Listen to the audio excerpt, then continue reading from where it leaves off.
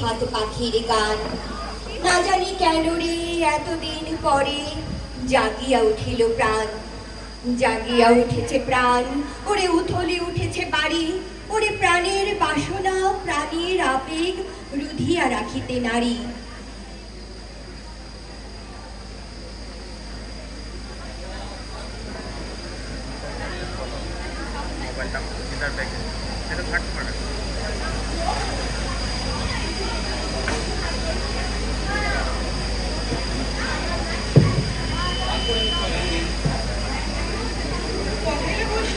বছরের প্রথম দিন, পুরনো বছরকে বিদায় জানিয়ে নতুন বছরকে বরণ করার দিন।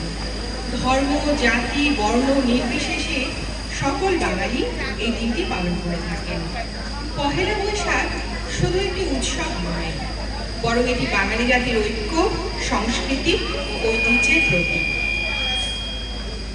পুরাতন যাহা কিছু পিছনে ফেলিয়া নতুনের স্বাগত জানাই বিশাল ভরিয়া। বৈশাখের এই সকালে সবার মনকে আনন্দে ভরিয়ে দেওয়ার জন্য আমরা এনেছি ষড়ঋতুর কাব্য।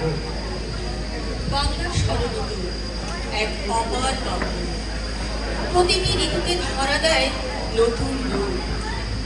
প্রকৃতির সাথে মিলে মিশে বাজে বাংলার হৃদয়ে সুরের মধুর স্পন্দন। ঘড়ির কাঁটার সাথে সাথে প্রতিটি 2 মাস পরে এক একটি ঋতু আসে তার নিজস্ব রূপ নিয়ে।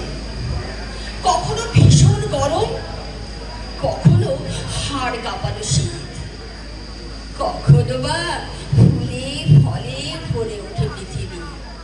বছর চলে একই তালে একই রকম বেগে, গ্রীষ্মকালের গরম রোদে বর্ষাকালের মেঘে, শরৎকালের কান্না হাসি হালকা মধুর হাওয়া, হেমন্তরি ঠান্ডা বাতাস হিমেল আসা যাওয়া, শীতের শেষে ঝরা পাতায় শূন্য গাছের শাখা, ফুল ও ফলে বসন্তে পায় নতুন দিনের দেখা।